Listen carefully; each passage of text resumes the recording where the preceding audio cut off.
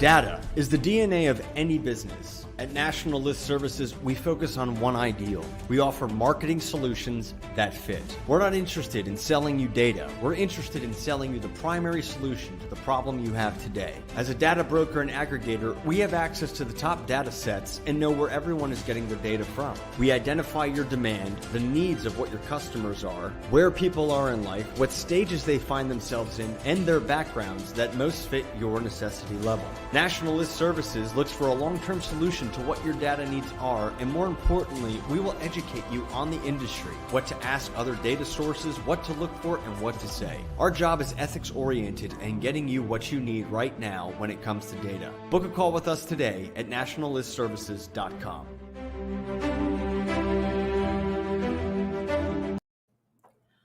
Book a call today or join us live. Welcome to the Data Roundtable. Audrey here with National List Services, and I'm your data gal. Thank you for watching and joining us. I hope you're doing well today. How are you? It's been a dreary, icky week in the middle of the United States here, but we have some sunshine and happiness.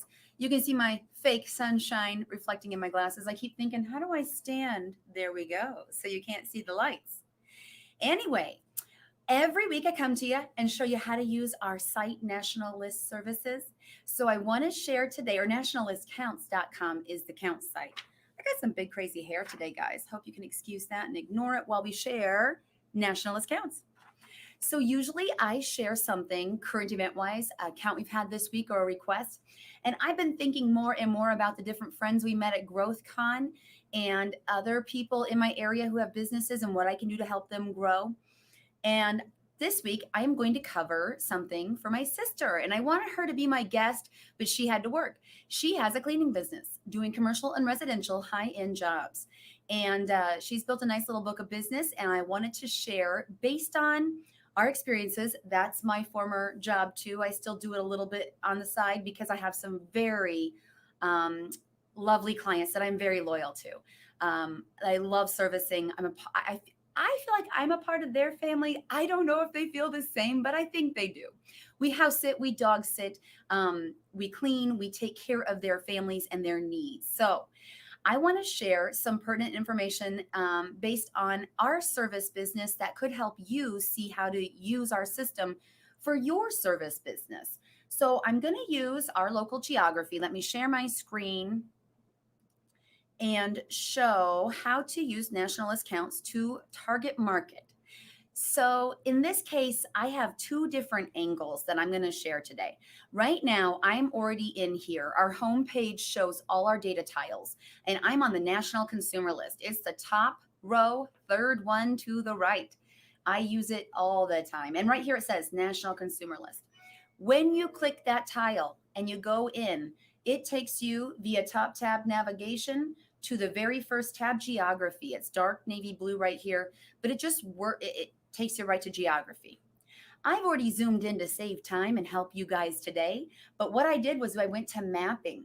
And when you go to mapping, you can use Google Maps tool inside of National Consumer List. And I put in the zip code I wanted to target right here on step 1. It popped me up a little hyperlink and I clicked it and my pin went right to the middle of the zip code. Now, what I want to share here is two angles to go about finding your target market. Now, I started the National Consumer List because I love this list. It gives you the name with the address. And for me personally, when I see mail, I do like to see my name. Some of this we could do in the saturation database where you would send to our neighbor or coffee lover if you had a coffee shop, or future client, although I don't think that would fly in the USPS.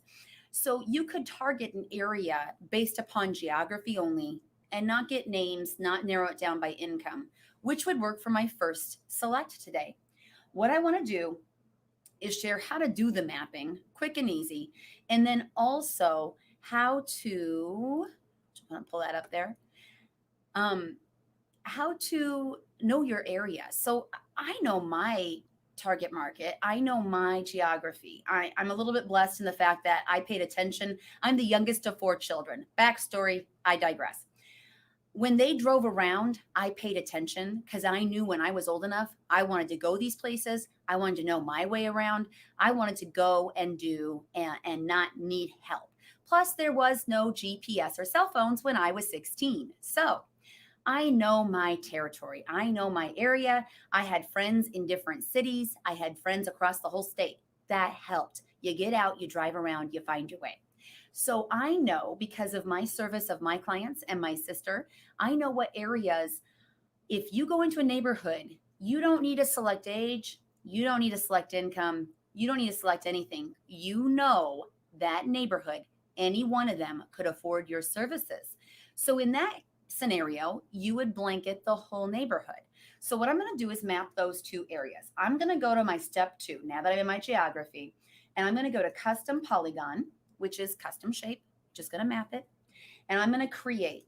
Now, when I click create, it lets me name it.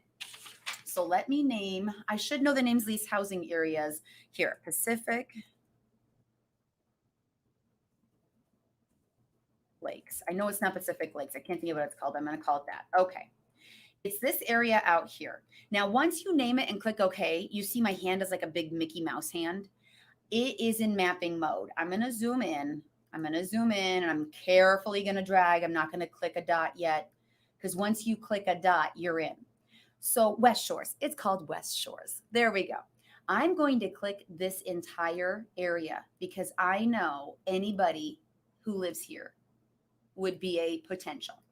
And I'm going to go to the boundaries of this subdivision. Now, oh, perfect. I love that it grayed. Oh, let it gray again. It might catch these little pins for Google map locations. You can edit that later. I'll show you. But once you drop your first box, drop a few. Don't make like a 4-box square. I could easily have made this map 1 square with 4 boxes. But if I want to edit this, it makes it a little more tricky. I just drop a few boxes along my boundary. And what you do is you slide your mouse, don't hold and drag, slide your mouse, glide it, click your box and let go, and then glide it some more. Once I'm back to my very first box, I close it up. I clicked it. Let me see if I clicked it. This is where I'm going to edit. There we go. There we go. Nope, that map's in the way. So I'm going to come in here and click my first map. There it closes, and you see I'm not dragging a line anymore. I'm going to save. Let me come down here. This is where all your maps will be as you make more. I'm going to click edit, and let me drag my geography. I'm going to pull this corner down, and you see it duplicates. That's what's nice. If you happen to use 4 squares, 4 dots, or pinpoints, I guess we can call them, and made your map, when you click to edit, it duplicates the box once. So too many boxes is an equally difficult problem as not enough. So here's my area that I know 100% could afford me without doing any additional selections. Same thing for this box here. This is a very nice area. I wish I could show you guys an aerial picture. Beautiful homes. A few of them are, I don't know if every city has this. We have a tour of homes where you can go and see these beautiful homes that the builders have made before someone moves in and lives in them. There's many homes that were on this showcase or tour in this area. So basically on this housing area as well, I know because of my experience of being in those homes and in those neighborhoods that I can just get the name and address for everybody here and see there's my Google map pop up. I'm going to show you how to fix that. And I can click save and I'm going to silence my phone and here we go. So what you want to do is X out your Google map, and it didn't throw me off too far, but I'm going to go ahead and edit and get this looking right. Save. There we go. Let me click edit on this one. Here we go. And pull these boxes where I want them. So we talk a lot about execution of our data as well. So if I wanted to get new customers for my cleaning business and go here right now with the pandemic, hate to talk about it, but we kind of have to. Going door to door or leaving flyers indoors, not effective. People are going to get upset you're at their door. So for a high-end neighborhood, first off, I wouldn't leave flyers in the door. That's not what's the right word? I can't even think of it.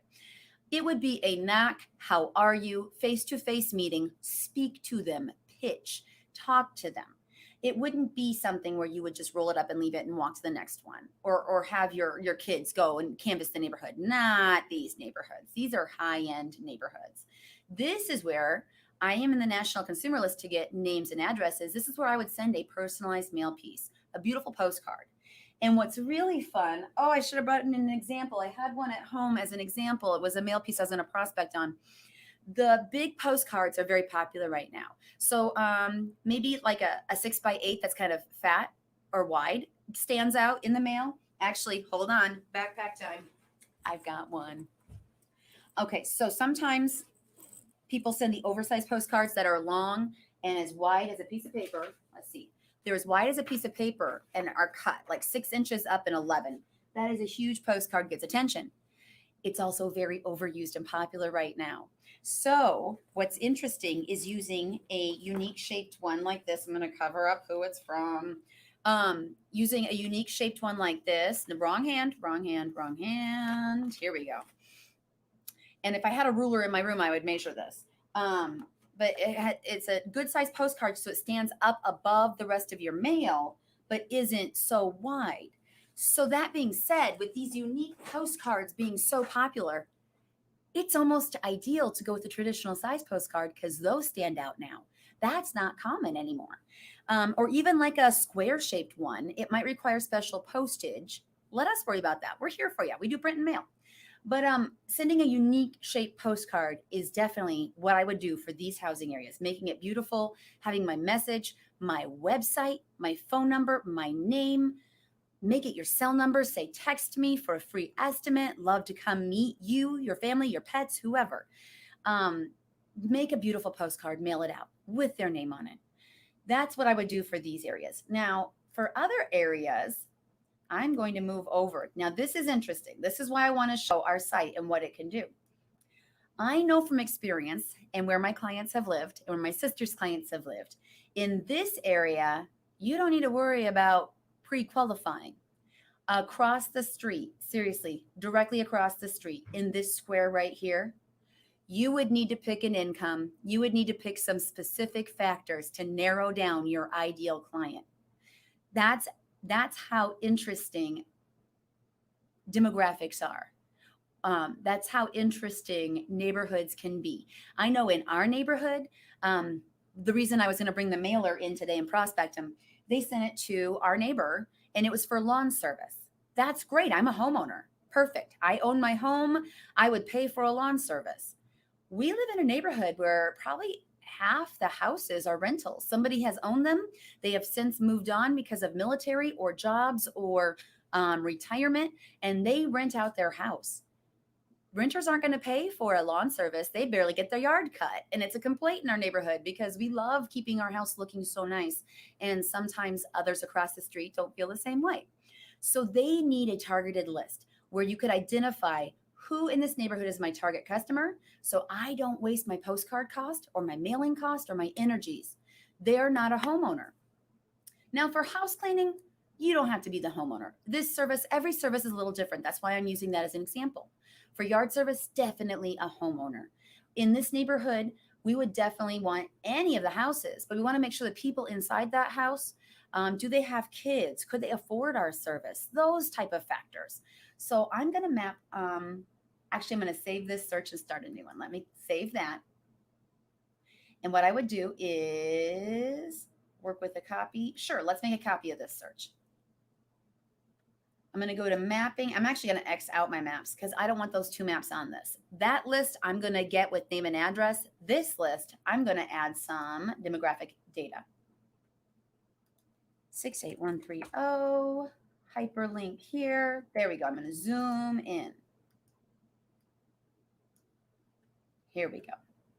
Oh, and there's lots of pins here. I'm not going to zoom in so far. That's going to be really messy with the Google pins. It would pick up all of them. All right, so custom polygon, create. I'm going to do, here we go. And no diss at all to those who are renting in this area or those who have a different income bracket.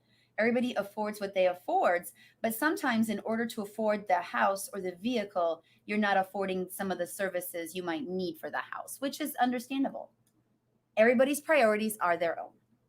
Okay, because not everybody is your ideal client. You understand that if you're a service provider, you'd love everyone to use your service, but you want to use your marketing dollars effectively. That's what I'm here to show you here. Okay, so in this neighborhood, let me recalculate. If I was going to get everybody that I can match a name to, it's going to give me, recalculate is my favorite button on this, other than the view pricing, 1,694. Now let's narrow this down to who would be qualified for our services. So let's go to additional selections. Maybe I know my certain age of adult in the household, and let's do an income. And the income I use, our general default is income high ranges. It is a dual income selector. So if there are two people in the household, it's going to calculate for that income for the household, both workers. It's not going to be just the head of household. Okay, so let me pick what I know to be common in the neighborhood out there. Here we go.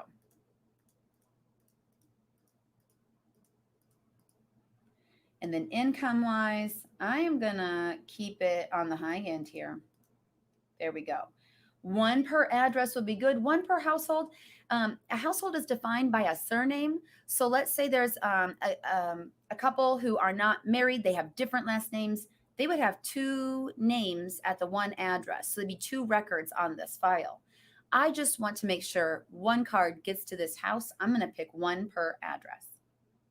And these are default selections. Leave them alone. I always say, don't touch them. Leave them alone. They're for the best deliverability preset for you. Don't worry about it and continue. Now I'm going to recalculate and see what that number comes to now. Once I narrowed it down by a few things. 115 out of 1,600, almost 1,700 would qualify according to what for my business, for my level of high end that I am working with. That's the priority there.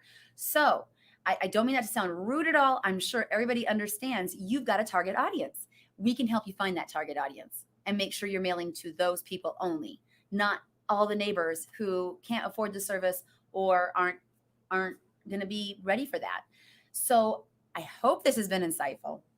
I'd love to see in the chat if there's any questions anybody has, let me know. Again, like I said, the way to execute this list, I would go to print and mail right away. And then I would do it. What's nice is, let's look here, view pricing, because we did our recalculate. We can do a view pricing or an instant breakdown. Let me do this. And, oh, it's not going to share my view pricing box. Give me just 1 second. I'm going to stop sharing. There's me again. And let's share this box because this is good information to know. Windows, here we go. Let's share this. Okay, I'm going to make it bigger, get this all stretched out to look right. What's nice is this is calculated per your search. So on this, you can see here on the very first tab, list pricing. This just gives you an overview of the pricing for the retail cost on a list. It has, you'll see twice usage and multiple usage. This is very important if you're looking to do print and mail. You want to make sure if you're going to mail 2 or 3 times, you pick correctly. And with a print and mail campaign, to us, I was going to say it's like an email campaign. One email doesn't get you attention or business. Numerous emails over a course of time and retargeting the clickers gets you success. Same thing with print and mail. I'm sure some people call off the first postcard, but I know there was a guy in our area looking to buy houses. He was a real estate agent and he had a campaign. He sent postcards every 3 or 4 weeks for a period of time. I think we got 5 postcards. He had his game down and each one was standard size, like I said, gets attention, and a different color. He used one color stock, no picture, no image, no glossy. See, for a cleaning, I have a pink vacuum, and that's my logo is a pink vacuum. I have customized vacuum.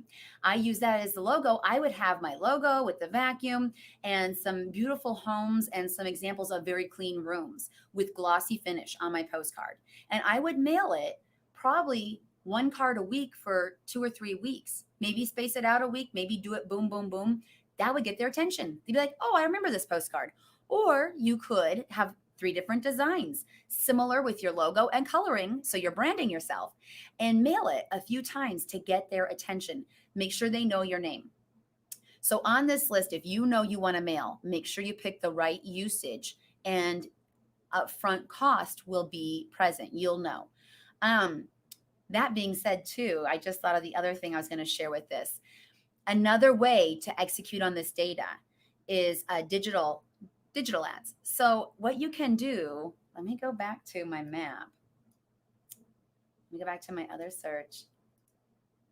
We have tools in place. Let me show this. Share my screen. There's really cool stuff you can do with data.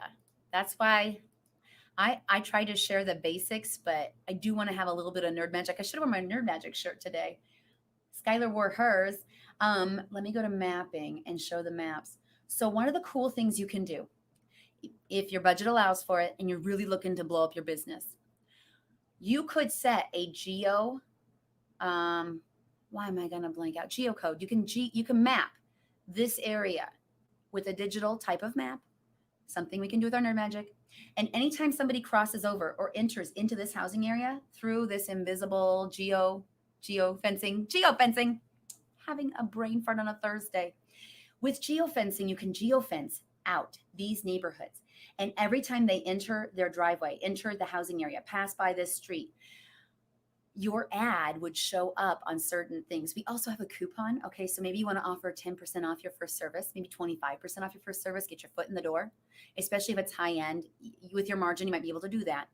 You can geofence and have a coupon show up in their wallet. When I drive by Starbucks, my wallet pops up and says, you're near a Starbucks, saying, hey, you should spend money. You could set it to pop up a coupon in their wallet or in whatever app it does it. Don't quote me. But it would set it up to trigger a coupon, and it pops up on their phone and their device and be like, oh, look at this. Or on their Facebook, they live in that area. You want to target them with a digital ad so they see on their sidebar or somewhere in their scroll, there's your ad with your logo, with your colors. It makes them think of you again because they've seen your postcard a few times. There are layers to getting your name out there, being omnipresent, making them aware of you. So when they're ready for your services, they know where to reach you. And when you call them or reach out to them, you can have that connection. Say, hey, I sent you a postcard. Want to make sure you got it. Checking in, making sure you're taken care of. Your home is clean. It's hypoallergenic. You guys are going to be able to battle any pandemic that comes because your house is sanitized and clean on a regular basis. Let me help you. So that is what I had to share today. All the insights and execution we can do on the data and how to target your market. The more you know about your audience, the better. If you're curious about your audience and you're not sure you are reaching the right demographics, email me, Audrey at firstdirectmarketing.com. We have tools for insight on this where we can plug in your current customers and pinpoint the different selections. There's 6,000 selections. It'll pinpoint which ones are common with your customers so we can get a bird's eye view of your ideal customer and find more like it for you. Because you might think, like I put in age and income there, you might think that is yours, but when you analyze your current customers and you realize, oh, I'm off a little, I need to select this and this instead. Let me put in my email in the chat. I'm hoping everybody can see that, and it's not just in my internal chat. I think everybody can see it when I type it in here. Perfect.